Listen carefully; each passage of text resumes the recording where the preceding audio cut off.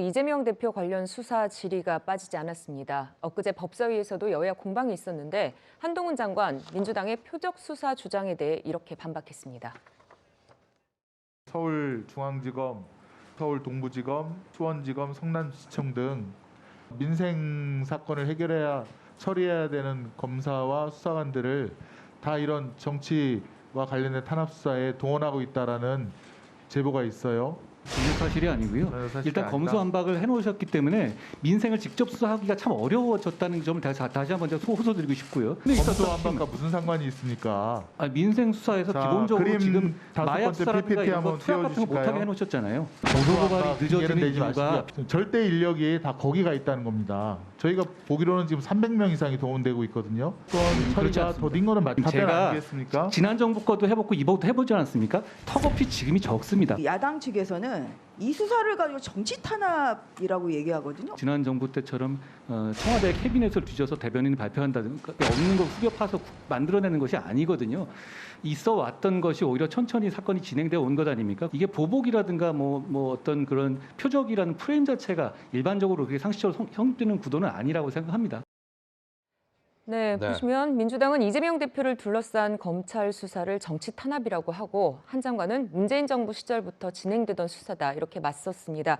정혁진 변호사께서 보시기에는 어느 쪽이 더 설득력이 있나요? 일단 뭐 대장동, 백현동, 성남 FC 모든 것들이 그다음 뭐 김혜경 씨 법카 뭐 이런 것들까지도 다 지금 정부에서 그 비롯된 수사는 아니었던 것 같고요. 다 이전부터 특히 이제 민주당 내부에서 경선하는 과정에서 이런저런 논란이 됐던 거 아니었겠습니까? 네. 제가 봤을 때는 정치 탄압 프레임은 좀 말이 안 맞는 것 같고 오히려 이렇게 의혹이 많은 이재명 의원을 그 의혹이 다 해소되기도 전에 당대표로 이렇게 선출한 민주당 자체에 문제가 있었던 것이 아닌가 저는 그렇게 좀 안타깝게 생각을 하고 있습니다. 예.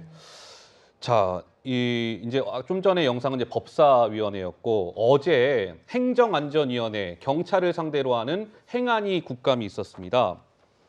여기서는 이재명 더불어민주당 대표의 그 성남 FC 후원금 의혹과 관련해서 여야가 좀 충돌하는 모습이었는데요. 어제 모습입니다. 잠깐 보고 오시죠. 이재명 당시 성남시장은 성남 FC 구단주였습니다. 무려 3년이 이상 되는 그런 수사 기간을 거쳐서 분당 경찰서는 그럼에도 불구하고 불송치 결정을 내렸습니다. 사건은 뭉갠 게 아닙니까? 정부의 눈치를 보고 당시 분당서에서는 뭐 나름 최선을 다했다고 보고를 받았고요. 그런데 이제 올해 경기 남부청에서 2달 수사해가지고 어떻게 제3자 뇌물죄로 송치를 했습니까? 당시 사건과 관련된 그 관계자 진술의 변경이 있었고 이에 부합하는 증거 자료가 있었기 때문에 판단이 달라진 것으로 그렇게 합니다. 그렇죠. 네. 그래 명백히 부실 수사라고 볼 수 있습니다. 이재명 대표를 제3자 뇌물공여죄로 검찰이 송치했죠. 예. 그런데 분당경찰서에서 3년 3개월 동안 털었는데 불송치 결정을 한 게 왜 뒤집어졌습니까? 기존의 1차 수사와 달리 진술이 새로 번복이 됐거나 새로운 진술이 나왔고 압수수색 과정에서 그걸 뒷받침할 수 있는 여러 가지 이제 증거물이 확보가 됐습니다. 그러니까 이게 성남 FC 의혹과 관련해서 근데 지금 들어보면 그래요. 윤희근 경찰청장도 그렇고 남고준 국구수사본부장도 경찰이 문재인 정부 때 경찰이 불송치한 것이 이제 이번에 바뀐 거잖아요. 기소 의견으로 이재명 대표를 넘겼습니다. 검찰에 제3자 뇌물 공여 혐의로. 근데 그 이유가 1차 때와는 다르게 진술이 좀 번복이 있었고 새로운 진술이 나왔고 새로운 증거가 나왔다. 그래서 이번에 이재명 대표를 기소 의견으로 넘긴 것이다. 이 의견은 일치하네요. 어떻습니까, 정미 의원? 예. 지금 뭐 그 분당 당시에 이제 경찰서 쪽에서 그 관련된 얘기는 저렇게밖에 할 수 없을 것 같아요.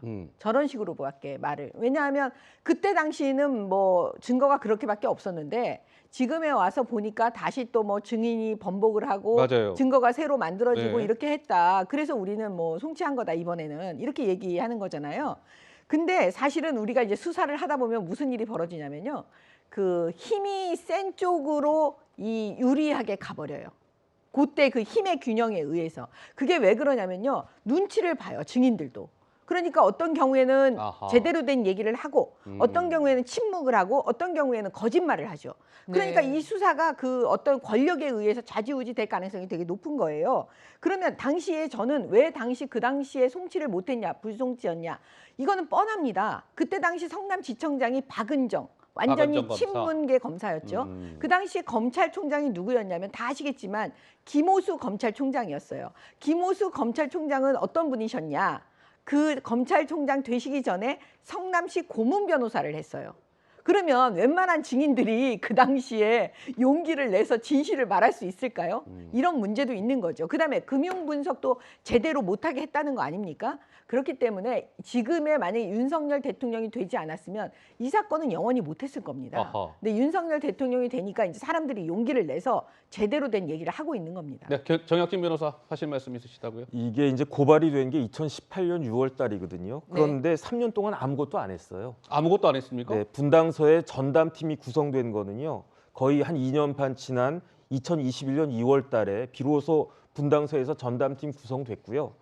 그다음에 2021년 작년 7월 26일에야 비로소 그 이재명 가장 핵심적이라고 할 수 있는 이재명 전 시장에 대해서 조사를 했는데 불러서 출석 조사한 게 아니고요. 그냥 단순히 서면 조사 하나 딱 받고 그리고 난 다음에 9월 7일 날 불송치 결정한 거거든요. 그래서 이의 신청했기 때문에 그때부터 이제 검찰이 사건을 보고 그 당시 성남시청 차장이 이건 문제가 있다라고 했는데 그게 제대로 수사가 안 되고 있으니까 네. 심지어 옷까지 벗지 않았습니까?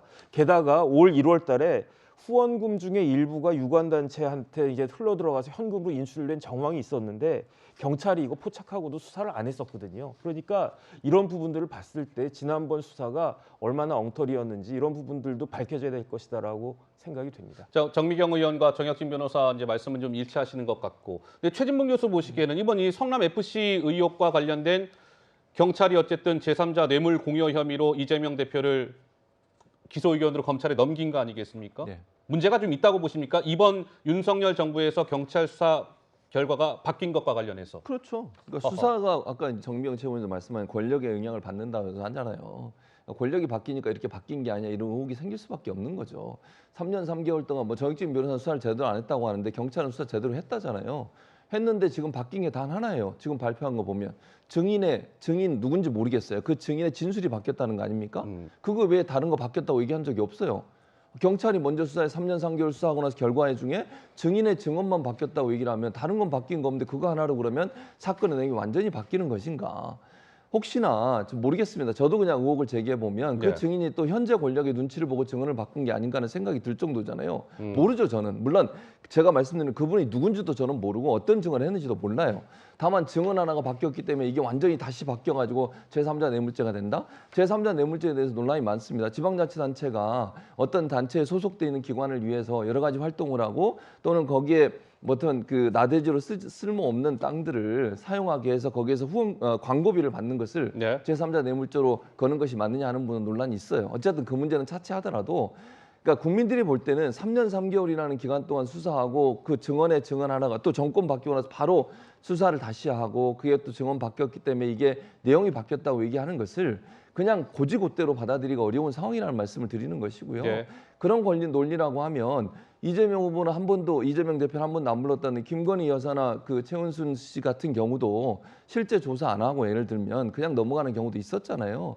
그런 관점으로 본다고 하면 검찰이나 알겠습니다. 경찰이 그러면 권력에 의해서 정말 공정하게 수사를 하고 있냐 이런 부분에서 논란이 있을 거라고 생각합니다. 예. 네. 지금 제3자 뇌물 사건의 핵심은 두산건설이에요.